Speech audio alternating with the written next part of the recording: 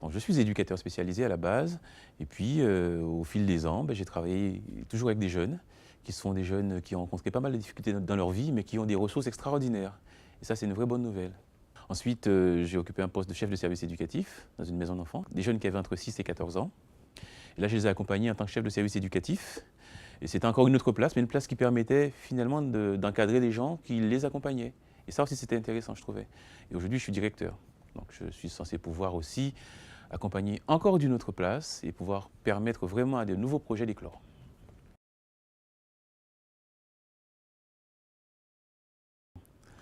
L'association Notre Asso est née en 1984.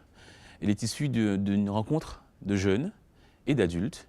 Et ensemble, ils ont monté ce projet, cette association, ces jeunes reconnaissant qu'ils avaient besoin d'aide et demandant aux adultes de les accompagner. Ça s'est mis en place progressivement.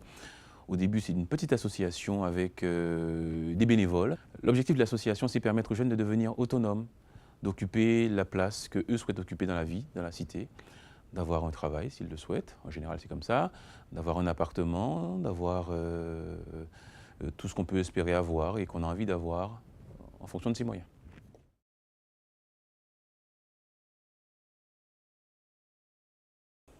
Donc pour accompagner les jeunes, il y a une équipe qui est composée donc, de 9 salariés et de tout un pool de psychanalystes. Alors donc à notre asso, on trouve 4 éducateurs et éducatrices spécialisés.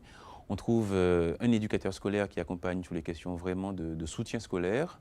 On trouve un chef de service éducatif qui va coordonner l'action de toutes ces personnes. On trouve 10 psychanalystes qui accompagnent les jeunes individuellement, donc ils les reçoivent au sein de leur cabinet. Ils sont psychologues de formation ou psychiatres de formation.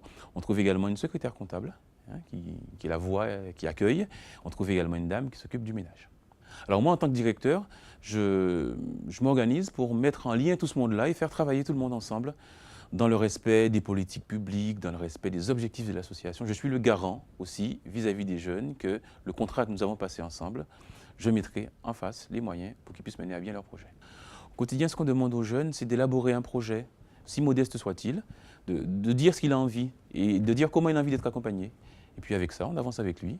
Les jeunes ont des projets les plus divers. Souvent, il s'agit de projets évidemment professionnels, donc qui vont de préparer un BAFA, par exemple, à des études plus classiques, du secondaire jusqu'au bac, voire aux études supérieures éventuellement. Le projet, ça peut être les études, mais le projet, ça peut être aussi se soigner, prendre soin de soi, tout simplement. Retrouver des rythmes de vie, se lever le matin, aller voir un médecin. Je crois que souvent le moteur aussi, c'est la souffrance qui porte en eux, qui est assez insupportable et qui les pousse certainement à vouloir aller chercher de l'aide, du soutien pour justement comprendre ce qui s'est passé dans leur vie, comprendre pourquoi ils souffrent et comprendre comment ils peuvent dépasser ça. Il n'y a pas de recette toute faite. Je crois qu'à chaque jeune, il y a une réponse différente. Et notre volonté, c'est précisément de personnaliser les réponses, de permettre à chacun de trouver sa voie. Et la voie de Pierre, ce n'est pas celle de Paul.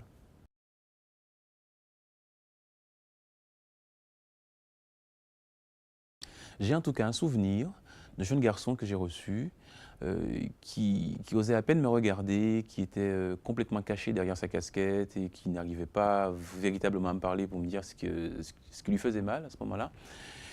Il venait d'une famille où tout le monde marchait la tête en bas, où le père confondait sa fille et sa femme, et où il était lui-même battu, frappé voilà, aux limites de ce qu'on peut, voilà, du supportable, en tout cas pour lui.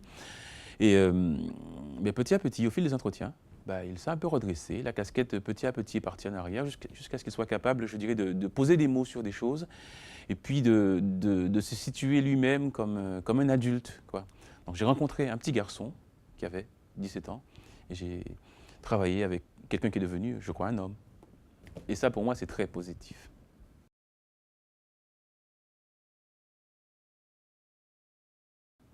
Je leur dirais que c'est un très beau métier, que c'est un métier qui est tout à fait intéressant. Je les inviterai à se questionner vraiment sur leur motivation, sur les raisons pour lesquelles ils ont vraiment envie d'aider les gens. Voilà, ça me paraît important qu'ils soient au clair, et puis après, qu'ils y aillent, quoi, qu'ils foncent. Une bonne motivation, en tout cas, ce qui me paraît important, c'est de permettre aux gens de les accompagner pour qu'ils soient ce qu'ils ont envie d'être, et pas ce qu'on a envie qu'ils soient.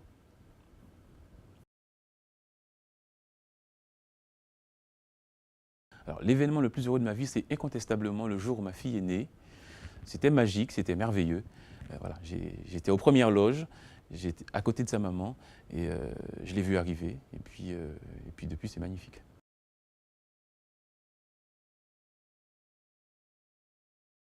Une de mes citations préférées, c'est « Aide-toi, le ciel t'aidera ». Mais parce que pour avancer, il faut d'abord commencer par se positionner, vouloir avancer, avoir la volonté d'avancer.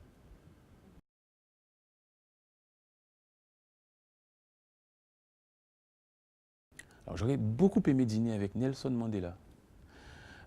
J'aurais beaucoup aimé qu'il m'explique pourquoi et comment il a réussi à finalement réconcilier au sein de son peuple des gens qui, a priori, n'arrivaient pas à se dire grand-chose.